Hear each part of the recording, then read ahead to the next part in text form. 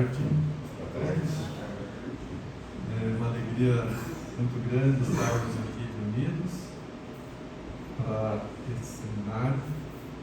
E como é usual aqui nesta casa, antes dos trabalhos, faremos uma prece de abertura, tá bem?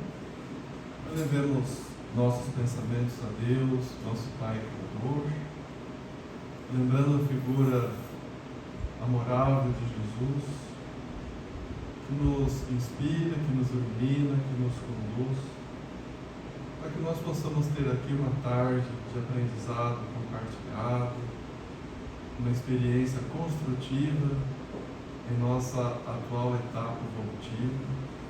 Que todos nós aqui reunidos, no plano material e espiritual, consigamos alcançar um entendimento melhor da vida, para termos mais paz, mais alegria, mais discernimento, e conseguirmos vencer esta atual batalha evolutiva da melhor maneira possível. Rogamos aos benfeitores espirituais que possam nos assistir, nos conduzir da melhor maneira possível, e que estejamos sempre vinculados ao bem e a Jesus, hoje e sempre. Que assim seja. Muito bem, então, uma alegria muito grande estarmos aqui reunidos para este seminário, revendo pessoas queridas, vendo algumas pessoas novas. Sejam todos bem-vindos. E a proposta desse seminário é realmente tratar de um assunto que comumente chama a nossa atenção. Temos uma curiosidade natural acerca disso. E é bom que seja assim, porque para iniciarmos esse estudo singelo que faremos nessa tarde, eu vou trazer aqui um texto do Evangelho segundo o Espiritismo, ditado pelo Espírito Lázaro, no capítulo 11. Capítulo 11 é aquele amar ao próximo como a si mesmo. E intitula-se na Lei do Amor, o item de número 8, a mensagem de Lázaro, que eu vou ler uma parte, diz o seguinte: o amor resume a doutrina de Jesus inteira, visto que esse sentimento, o amor, é o sentimento por excelência, e os sentimentos são os instintos elevados à altura do progresso feito. Em sua origem, o homem só tem instintos. Quanto mais avançado e corrompido, só tem sensações. Quando instruído e depurado, tem sentimentos. E o ponto delicado do sentimento é o amor. Não o amor no sentido vulgar do termo, mas esse sol interior que condensa e reúne em seu ardente foco todas as aspirações e todas as revelações sobre-humanas. A lei de amor substitui a personalidade pela fusão dos seres, extingue as misérias sociais. Ditoso aquele que, ultrapassando a sua humanidade, ama com amplo amor seus irmãos em sofrimento. Ditoso aquele que ama, pois não conhece a miséria da alma nem a do corpo. Tem ligeiros os pés e vive como que transportado fora de si mesmo. E agora uma parte muito poética dessa mensagem. Quando Jesus pronunciou a divina palavra amor, os povos sobressaltaram-se e os mártires, ébrios de esperança, desceram ao circo. Essa primeira parte da mensagem coloca o amor de maneira sublime, de maneira poética, como sendo realmente a nossa aspiração enquanto espíritos no processo evolutivo, enquanto seres imortais que somos. Então o amor reúne o amparo de Deus para nós. O amor reúne a nossa compreensão da misericórdia divina. Todos esses sentimentos que nós buscamos, o perdão, a tolerância, a bondade, a caridade, podem se reunir no amor. Agora, olha a próxima parte deste item. O Espiritismo vem a seu turno pronunciar a segunda palavra do alfabeto divino. Quando eu li pela primeira vez esse texto, me marcou demais, colocando o amor naturalmente como a primeira palavra do alfabeto divino, e o Espírito Lázaro vem nos dizer que a segunda palavra do alfabeto divino é a reencarnação. Olha só, o Espiritismo, a seu turno, vem pronunciar a segunda palavra do alfabeto divino.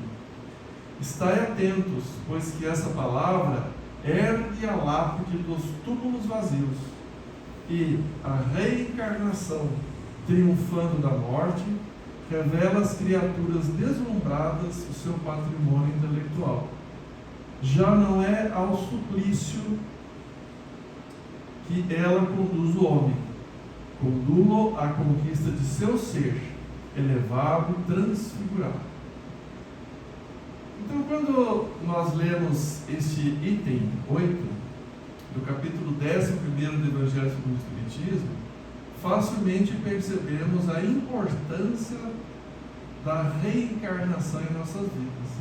Porque se o amor, primeira palavra do alfabeto divino, segundo esta mensagem, nos traz consolação, nos traz o aconchego, nos traz o entendimento amoroso que Deus nos envolve, é com a reencarnação que nós conseguimos compreender a justiça divina. A maneira de nós percebermos de maneira racional como esta vida funciona é pela reencarnação. Do contrário, nós nunca conseguiremos entender a diversidade que existe entre as pessoas. Quanto ao aspecto intelectual, afetivo, moral, nós ficaríamos agoniados com as situações dolorosas das crianças que nascem com limitações físicas ou mentais severas. Ficaríamos sem resposta com as mortes prematuras, com as separações para nós ainda incompreensíveis dos seres que nós amamos, porque sem a reencarnação é muito fácil perceber que em uma única existência nenhum de nós alcançaria a evolução necessária, o entendimento amplo das leis divinas, o progresso intelectual, musical, social, emocional. Em uma existência é impossível de se processar. Então, com esta passagem do Evangelho segundo o Espiritismo, pelo Espírito Lázaro, a gente guarda essa certeza de que a segunda palavra do alfabeto divino, depois da palavra amor, é a palavra reencarnação. Mas nós que aqui estamos hoje, certamente já pensamos sobre isso, temos esse entendimento de que não é a nossa primeira vez aqui na Terra, que a separação dos nossos seres amados é sempre temporária, momentânea, que existe uma razão para isso. Então nós vamos tratar hoje aqui de como a reencarnação se aplica às nossas vidas, para que a gente consiga compreender esse mecanismo divino do processo evolutivo. Porque no primeiro momento a gente não se propõe a pensar muito sobre esse assunto. Aí normalmente advém uma situação dolorosa, e por conta de uma situação dolorosa a gente começa a pensar nessa questão. Num segundo momento, a gente então compreende que reencarnação é algo que se ajusta totalmente aos mecanismos divinos de misericórdia, de progresso, de evolução. Aí é curioso, no aspecto individual, como que nós espíritas lidamos com isso. Então, muitas vezes, no primeiro momento, quando a gente entende que a reencarnação é uma lei divina, uma lei natural, nós temos aquela curiosidade para saber qual personalidade famosa nós fomos. E quase sempre, quando estamos iniciando o entendimento sobre o assunto, o nosso anseio é esperar a confirmação, uma revelação premonitória, de que fomos reis, rainhas, imperadores, pessoas consagradas nos livros da história. Ninguém quer ser um súdito, nós só queremos ser os reis, os dominadores, assim por diante. Mas à medida que o nosso entendimento sobre o assunto avança, é fácil perceber que essas personalidades históricas que tiveram amplo domínio, que conquistaram povos e se consagraram por essa razão, a ampla maioria, em termos morais, não pode ser considerada uma maioria espiritualmente elevada. Porque os grandes conquistadores do passado exerceram o seu domínio à custa de massacres, de guerras, de verdadeiras carnificinas. E aí, quando a gente começa a entender a lei de ação e reação, a gente fica pensando, nossa, se esses imperadores conquistaram à custa de dezenas, centenas de milhares de mortos, eu não quero essa conta para pagar, não. Aí a gente vai deixando de lado essa ideia de que fomos personalidades dominadoras, riquíssimas, poderosas. E aí então nós começamos a perceber que os verdadeiros modelos que nós devemos ou deveríamos almejar são os espíritos mais evoluídos, os benfeitores da humanidade, os missionários. Então aí a gente tem aquela curiosidade para saber se no passado fomos Francisco de Assis, Joana d'Arc, os grandes santos da igreja, porque a gente costuma fixar mais a lembrança nos aspectos sublimes, de quando eles tiveram as visões gloriosas do plano espiritual superior. Vários se encontraram em desdobramento com Jesus. A gente se encanta e ficamos assim, será que eu fui um mártir lá no circo romano? Porque a gente vê que na hora que se desprendeu do corpo físico, os mártires do início do cristianismo foram recebidos por espíritos altamente iluminados. E a gente fica com aquele anseio. Só que progredindo o nosso estudo, a nossa compreensão sobre o tema, a gente vê que todos os grandes missionários, a exemplo do próprio Jesus, nenhum deles teve uma vida, do ponto de vista material, tranquila, serena, estável, pelo contrário. Então a gente pensa em Francisco de Assis nos seus momentos de graça espiritual, mas poucas vezes lembramos que ele ficou cego dos dois olhos, ele contraiu tracoma quando esteve nas cruzadas, e por conta disso o tratamento da época era cauterizar os olhos com ferro em brasa. Aí nessa hora a gente não quer mais lembrar desses missionários, passaram fome, passaram frio. Paulo de Tarso foi recebido após ser decapitado por um centurião romano, foi recebido por Jesus. Mas por 30 anos ele viveu prisões, açoites, apedrejamento, passou fome, dormiu ao relento, foi ignorado pela família, pelos amigos, até pelos primeiros seguidores do Cristo, chorou muito. Essa parte a gente não se deslumbra tanto, né? Então a gente normalmente, quando tenta descobrir o que fomos em outras reencarnações, a gente só pensa nos momentos de glória, esquecendo que no nosso patamar evolutivo nós ainda precisamos lidar com muitos desafios. Mas aos poucos a gente vai percebendo que é uma grande demonstração da misericórdia divina o esquecimento temporário das vidas passadas. É uma dádiva.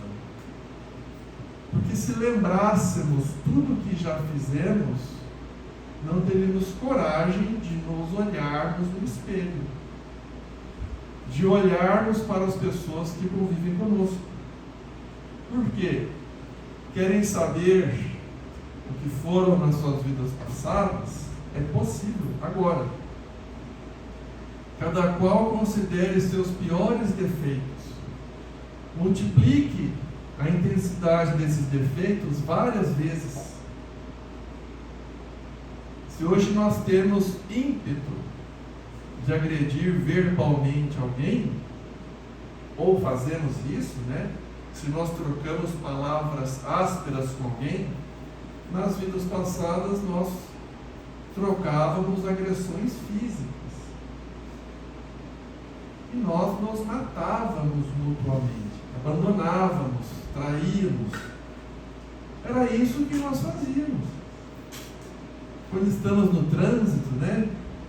E alguém vem e dentro da nossa ótica, falo por mim, orgulhosa, faz uma ultrapassagem sem respeitar a distância de respeito que seria devido, na minha ótica, vem aquele furor e vem um ímpeto de agressividade, que hoje nos esforçamos para respirar, né, profundamente e dizer algo que já vou adiantar, né, da conclusão dos trabalhos. Não preciso de novos dramas. Deixe esse irmão passar. É um exercício que a gente faz. Mas esse ímpeto, esse furor de agressividade, de orgulho, de vaidade, que hoje lutamos para conter, no passado nós fazemos questão de ostentar. Então, salvo os casos muito específicos, nenhum de nós precisa de detalhes do que fez no passado. Se fosse coisa muito boa, não estaríamos aqui. Seríamos missionários. Talvez até tenhamos alguns aqui, mas a gente fala conforme a nossa realidade individual, né? Então, esse é o ponto da reencarnação no aspecto pessoal, individual. Quanto mais a gente vai lendo, estudando, compreendendo, mais vamos nos dando conta de que, com certeza, temos um passado atormentado, em que o orgulho e o egoísmo norteavam nossas atitudes. Vamos a cada dia agradecendo mais a bênção do esquecimento temporário, para que consigamos ter um mínimo de dignidade de nos olharmos no espelho e olharmos as pessoas ao nosso redor. Mas em relação, isso do ponto de vista da compreensão individual da reencarnação, mas em relação às outras pessoas, como é que se processam esses vínculos reencarnatórios com as pessoas ao nosso redor? Uma dúvida comum é a seguinte: todas as pessoas com quem eu convivo hoje são reencontros? A lógica nos diz que não, porque se assim fosse, nós teríamos na reencarnação número 0 um número limitado de vínculos e somente, vamos imaginar, 300 pessoas, e ao longo das sucessivas reencarnações estaremos sempre reencontrando aquelas mesmas 300 pessoas em situações diferentes, amigo, pai, mãe, cônjuge, filho. A lógica nos diz que não pode ser assim, porque senão seria algo muito limitado. Em cada reencarnação, naturalmente, nós podemos conhecer, estabelecer novos vínculos. É possível saber, então, se determinada pessoa é um vínculo antigo ou é um vínculo de agora? Existe uma pista, uma dica. É claro que saber, na verdade, só os espíritos muito evoluídos têm essa capacidade, e quase sempre quando estão fora do corpo físico. Alguns poucos, têm essa capacidade de lembrar com clareza de quais eram os vínculos das pessoas ao redor de encarnações passadas. Mas a dica é a seguinte: se a pessoa que estamos convivendo agora é um vínculo muito intenso, tanto de maneira positiva quanto negativa, se é um vínculo muito intenso, é possível, provável, que talvez seja um reencontro. Agora, se é um vínculo positivo ou negativo, mais leve, mais sutil, talvez seja o primeiro encontro. Por quê? Porque todos nós, enquanto espíritos imortais que somos, apresentamos individualmente uma frequência vibratória específica que se refere à natureza dos nossos pensamentos. As atitudes, as palavras que nós emitimos são dotadas de uma frequência vibratória específica. Ou seja, cada um de nós aqui tem a sua própria frequência vibratória. É compreensível que nós possamos encontrar pessoas com aquela mesma frequência, que tenham anseios parecidos. Então, se tem alguém que gosta de fazer essas caminhadas na natureza, ou de pedalar, junto ao campo, gosta de determinado gênero de música, é compreensível que encontrando uma pessoa com propostas semelhantes, haja uma identidade natural, espontânea. E os vínculos difíceis também. Às vezes encontramos pessoas que nós não simpatizamos muito, mas não são situações muito intensas. A gente encontra alguém e fala, não, parece que não me agradei tanto, A gente usa a expressão, parece que o santo não bateu, como se já fôssemos todos santos, Mas se é uma coisa mais sutil, possivelmente isso possa ser uma situação atual. Agora, aquelas situações intensas, aqueles vínculos passionais, ou aqueles vínculos de rancor, de mágoa, de ódio, e que por mais que nós tenhamos empenho em nos afastar da pessoa, ela está sempre à nossa volta. Ou aquelas pessoas que nós amamos profundamente, essas situações normalmente se referem a vínculos anteriores, certo? Claro que, mais uma vez reforçando, nenhum de nós poderia atestar de maneira definitiva enquanto encarnados, mas é uma dica interessante, Aquelas pessoas cuja presença não nos agrada tanto, mas a gente convive satisfatoriamente bem, talvez seja algo de agora, ou algo que a gente já superou. Agora, aquelas pessoas realmente difíceis, essas aí, que nos marcam de maneira assim muito difícil, se a pessoa fala bom dia, a gente se aborrece. Se ela não fala, a gente também se aborrece. Já passaram por isso? A pessoa passa por nós, ela não falou, não olhou nada, a gente não gosta. essas situações muitas vezes são vinculadas ao pretérito. Muito bem, e nós temos então dois tipos de desafios muito grandes em relação a vidas anteriores.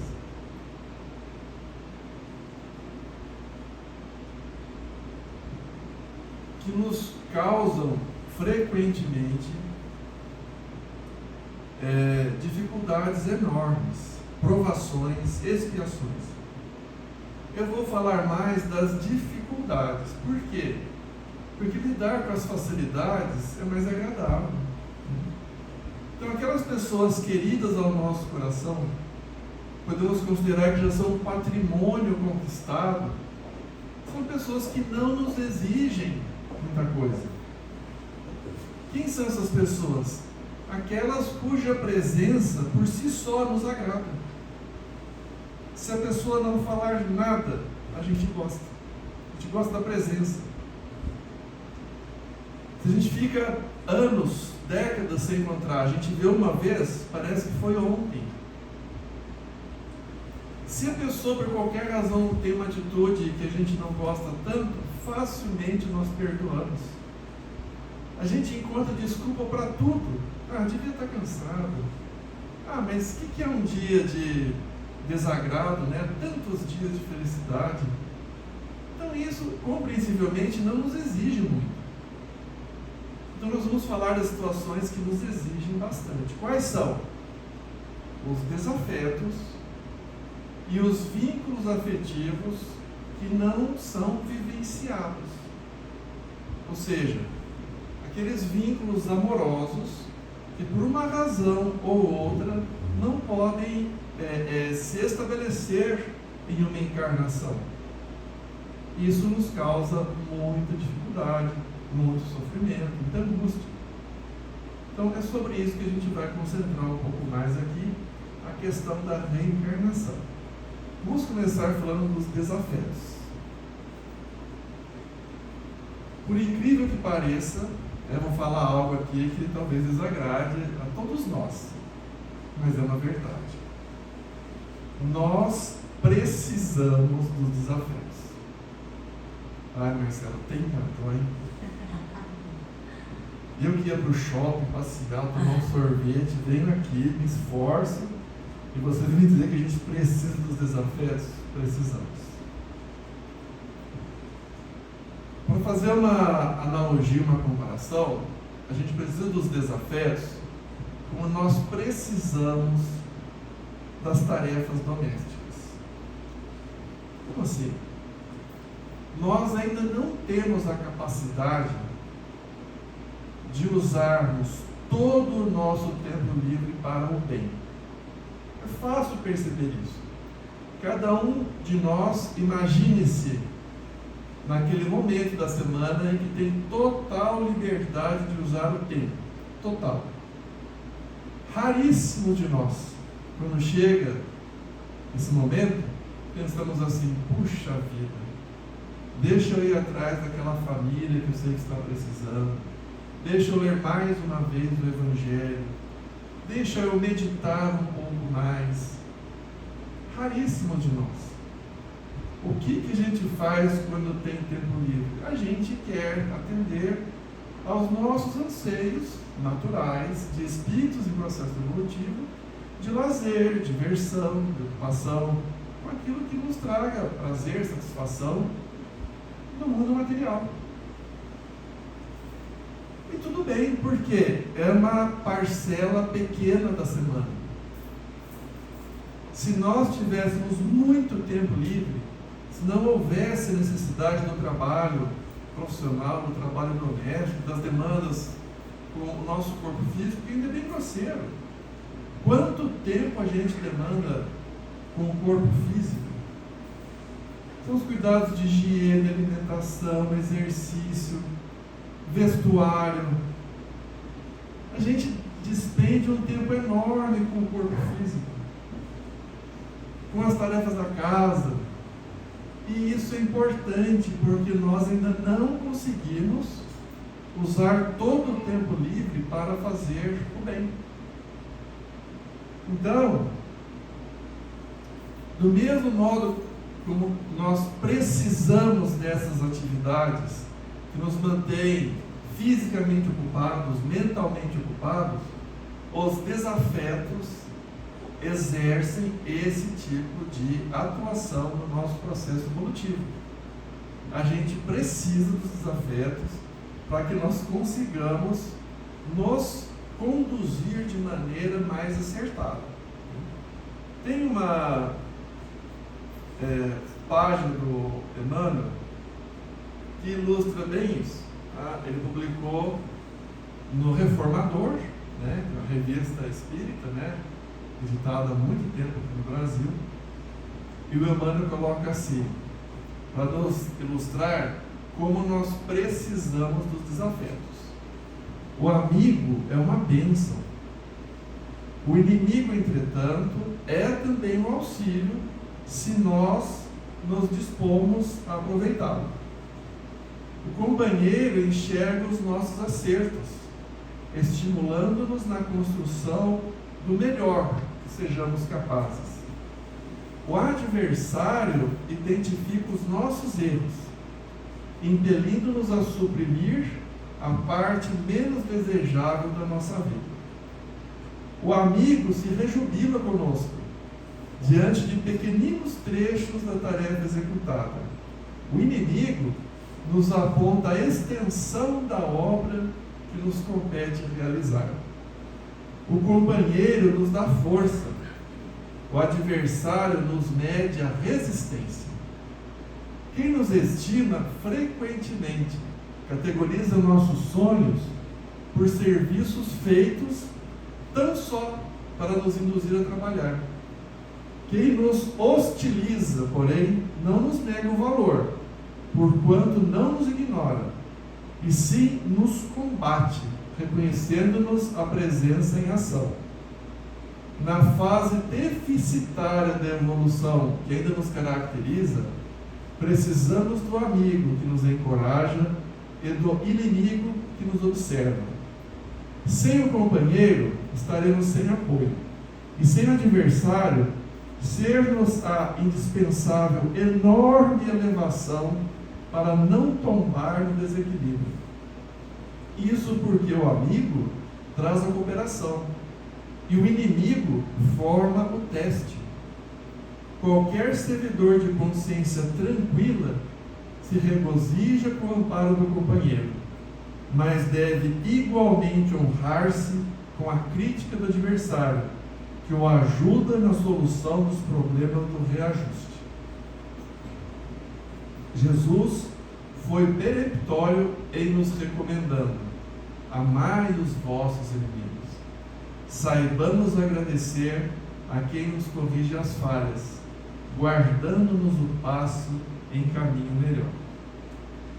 Então, essa passagem, né, do Emmanuel é um desdobramento de uma lição de Jesus: amai os vossos inimigos. E o que tem isso a ver com a reencarnação? Duas situações. Todos nós temos inimigos reencarnados conosco e inimigos que nos acompanham do plano espiritual. Onde estão os inimigos reencarnados conosco? Depende. Quanto maior a nossa dívida, mais próximos eles estão. De modo geral, todos temos na família grandes desafios do passado. Além da família, no círculo profissional. Quanto mais estável e interessante é o ambiente profissional, mais provável que tenhamos ali grandes desafios do passado. Onde mais? Na casa espírita. Será, Marcelo, no centro espírita? Com certeza. E vou ilustrar com um centro espírita muito famoso, o do Chico Xavier. Lá, o Luiz Gonzaga. Né? O Chico teve uma parte da vida em Pedro Leopoldo, teve uma parte em Uberaba. Né?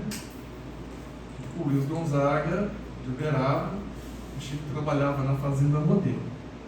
Existe um livro, eu te trouxe aqui, É um livro. Acho que ficou na mochila, deixa lá. É um livro fantástico. Chama-se Chico, Diálogos e Recordações. E foi obra, né, de um trabalho muito sério, de um trabalho jornalístico muito sério. O autor, né, chamado Carlos Alberto Braga Costa, que por alguns anos entrevistou Arnaldo Rocha. Alguém se lembra do Arnaldo Rocha? Sim. O esposo da Meirei, que empresta seu nome à nossa casa. E o Arnaldo Rocha, como o Chico chamava ele Naldinho, conviveu por muito tempo com o Chico. Amigos próximos. E o Arnaldo, né, uma memória assim, muito lúcida, ele guardou diversas passagens da convivência com o Chico, das revelações com o Chico, e depois esse Carlos Alberto, convivendo com ele, foi gravando e transcreveu num livro que é muito gostoso de ler. Então, vou ilustrar, né, para vocês uma pequena passagem do livro que fala isso. Onde estão os nossos desafetos das reencarnações passadas? Então, o autor do livro, Carlos Alberto, me pergunta assim: Arnaldo, no momento em que você chegou ao Luiz Gonzaga, ao Centro Espírita, né, que o Chico frequentava, eu notei algumas lágrimas em seu rosto. Com certeza lembranças, né, de histórias vividas aqui. Você pode lembrar alguma delas? E aí o Arnaldo Rocha conta: as construções das pessoas aqui despertam reminiscências de muito valor ao meu pequeno coração. Olhar o Centro Espírita Luiz Gonzaga me fez recordar de início dois grandes amigos: Rômulo Joviano, diretor da Fazenda Modelo, portanto chefe do Chico Xavier, e Lindolfo Ferreira, cunhado do Chico. Um determinado dia, quando estávamos construindo a nova sede, Chico e eu presenciamos uma acalorada discussão entre os dois confrades. Estavam levantando o Centro Espírita e numa discussão ferrenha. Quando eles perceberam a presença do Chico e a autoridade moral do Chico, naturalmente, ficaram envergonhados, baixaram a cabeça e cessaram o embate. Naquele instante, o Chico lhes disse com muita bondade: a discussão não é para destruir, pelo contrário, deverá ser para construir um tempo de fé. E depois o Chico me contou: os dois estão revivendo tristes momentos de mais de 2000 anos atrás. Estão revivendo a invasão de Tito em Jerusalém, quando os soldados romanos destruíram o grande templo dos judeus. O Rômulo, nesse episódio, era o senador Pompílio Crasso, amigo de Públio Lentulus, que é o próprio Emmanuel, né? Já o Lindolfo envergava a personalidade do judeu André de Giores. Para quem não se lembra, essa passagem está descrita no livro Há 2000 anos, que é muito marcante, porque os romanos, né, o exército romano, fazia tempo já que estava fazendo cerco a Jerusalém e foram tomando a cidade. E esses dois senadores, Públio e Pompílio, eles conheciam muito bem a região. Públio havia morado um tempo grande na Palestina para o tratamento da sua filha Flávia Lentúria. E depois ele não deixou mais a região porque o seu pequenino filho Marcos foi sequestrado em situações trágicas por uma escrava que habitava ali e fez isso amando desse André de Giores. Quando houve esse cerco de Jerusalém, os senadores Públio e Pompílio foram presos, né, pelos judeus, E percebendo que a guerra estava perdida, eles rapidamente então quiseram impor um sacrifício, um sofrimento àqueles ilustres senadores romanos. E Pompílio Crasso teve o seu coração arrancado em vida pela espada de um servidor do templo de Jerusalém. E Públio foi cegado pelo próprio filho que ele havia perdido, e havia se tornado escravo de André de Giores. Por uma questão muito interessante, né? Quem leu sabe, quem não leu fica a dica aqui que vale a pena. E aí Públio ficou cego. Ele foi salvo da morte, porque os soldados romanos invadiram o templo em tempo hábil, mas Pompílio Crasso não. 2000 anos depois se reencontraram onde? Na casa espírita. E estavam discutindo, né, de maneira áspera pela construção do centro. Então isso ilustra para nós que aquelas pessoas que nos foram difíceis no passado certamente estão ao nosso redor agora. E é importante lembrar que não existem vítimas nas leis divinas. O que a gente mais adora é dizer, tudo bem, deixa eu pagar, né? Uma coisa aconteceu, mas enfim. A gente só pensa no que o outro fez para nos agredir. Sendo que não existe isso. Alguém padecer um sofrimento, uma situação dramática, uma tristeza, uma frustração, que não seja por uma necessidade evolutiva. Isso não existe. Então, quando nós estivermos convivendo com os nossos desafetos reencarnados, seja na família, no trabalho, no centro espírita, alguns pensamentos muito inteligentes de nossa parte. O primeiro vamos resolver isso agora. Não vamos arrastar para a próxima. Porque dá muito trabalho, gente, ficar arrastando pendência.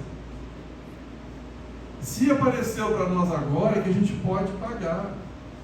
Então é aquela situação, eu estou com o dinheiro contado e tenho o boleto justamente no valor do dinheiro. Por mais que a gente fique com aquela dor no coração de colocar todo o dinheiro para pagar aquele boleto, vamos pagar. Vamos pagar. É mais inteligente.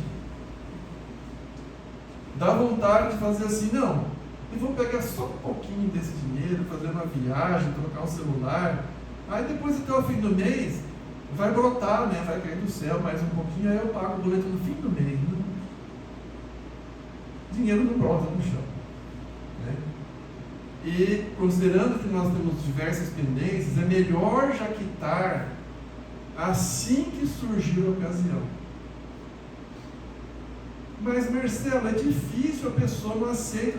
Aí vamos lembrar do que Jesus falou: amai os vossos inimigos, orai pelos que vos perseguem. E vamos ler esse trecho do Evangelho, porque está lá. Não implica em nós buscarmos uma convivência que é impossível de ser estabelecida até por uma questão física. Quando nós temos muita dificuldade com outra pessoa, há uma repulsa vibratória. A gente tem vontade de encostar na pessoa e parece que a mão recusa, né? A gente quer falar uma gentileza e a garganta não aceita, não obedece. Então vamos fazer o possível. Deus espera de nós o possível. Todos nós podemos orar pelos nossos desafios. Podemos orar. Quanto maior a dificuldade, mais eu devo orar. Para quê? Para resolver. E se a outra pessoa não quiser, o problema é dela. O meu problema é desejar o bem. É me alegrar pelas coisas boas que aconteçam para aquela pessoa. Se surgir uma ocasião de ser útil, ser útil. Posso falar palavras gentis de encorajamento? Farei. Tem como conviver de maneira equilibrada? Farei. Ah, não é possível. A pessoa é intransigente. A pessoa é desagradável. A pessoa me agride moralmente, psicologicamente. Isso me faz mal. Então, vamos respeitar nossos limites e vamos perseverando na oração, no bem à distância, naquilo que estiver a nosso alcance, sem que nós utilizemos qualquer situação para denegrir, ferir, prejudicar. Então, em relação às reencarnações passadas, todos nós temos esses desafetos, essas dificuldades, a maioria encarnados.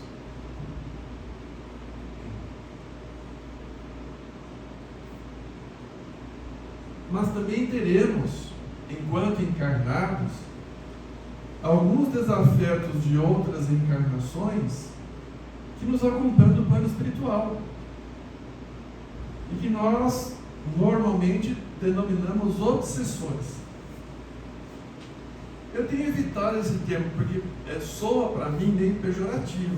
É um termo correto. Por que para mim eu tenho evitado isso? Porque esses a quem nós chamamos de obsessores agora são aqueles que nós abandonamos. Eles confiaram em nós como amigos, cônjuges, filhos, pais, e nós traímos, matamos, abandonamos, roubamos, deixamos na miséria, e compreensivelmente eles não conseguiram nos perdoar. Isso é sofrido para eles, mais do que para nós. Por quê?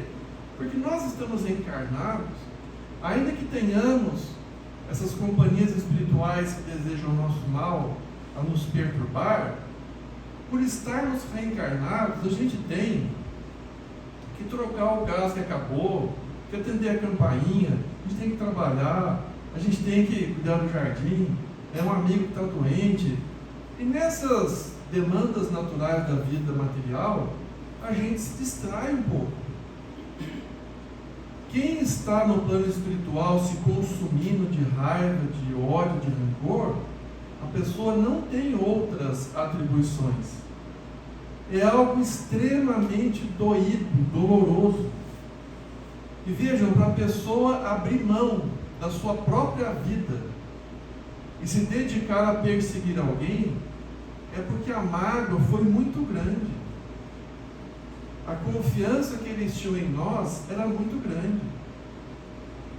E nós desconsideramos, aprontamos as piores coisas. E eles nos reencontram, reencarnados. Trabalhando, com família ou sem família, e com lazer, com diversão, por difícil que seja a vida de alguma pessoa, ela sempre tem alguma distração, algum momento de tranquilidade, de entretenimento, e eles se revoltam com isso. É compreensível.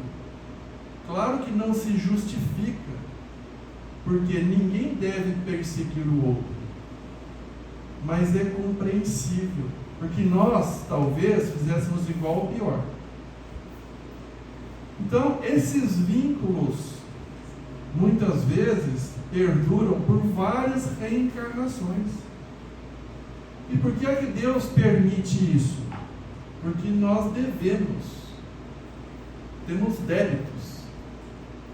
Talvez um exemplo muito prático, muito didático, seja aquele espírito que acompanhou Divaldo Pereira Franco por quase 30 anos. Quem quiser, tem o filho do Divaldo, pode ser adquirido no YouTube.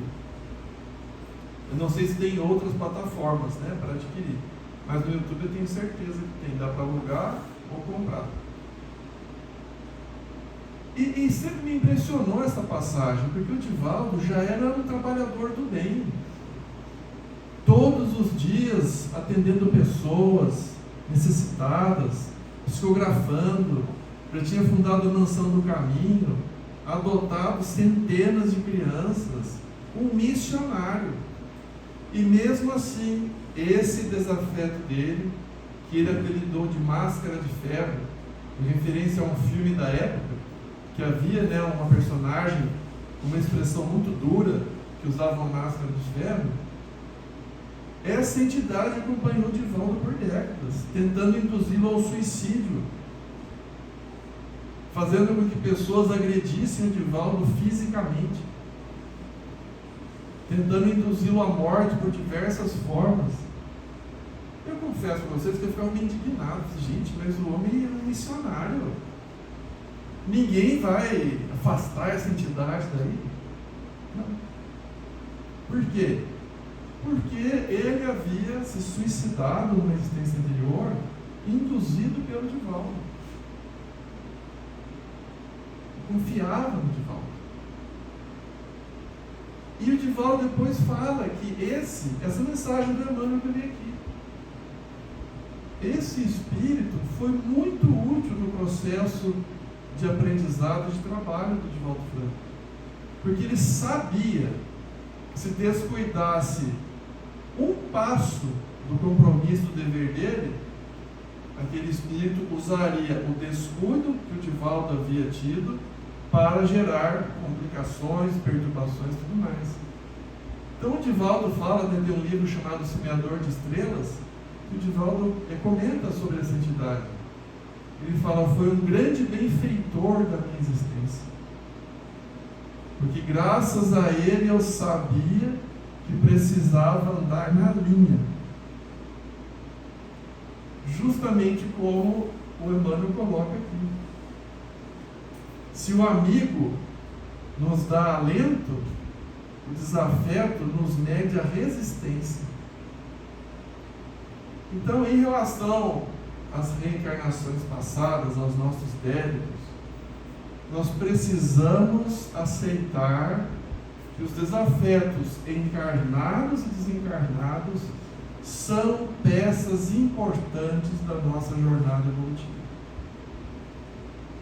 Precisamos aprender a agradecê-los. Talvez ainda não tenhamos evolução suficiente de agradecer presencialmente, né? Olha, você acaba com a minha vida, você me põe para baixo, muito obrigado. Não é isso seria falsidade. Mas em oração, nas nossas análises, entendermos que essas pessoas estão sempre nos obrigando a andar com muita vigilância, com muita atenção, e nos favorece o processo evolutivo.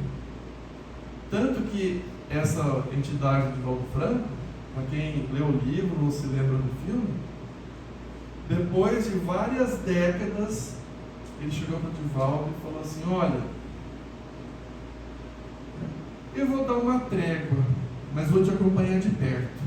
Você ainda não me convenceu, mas aparentemente você agora está agindo melhor.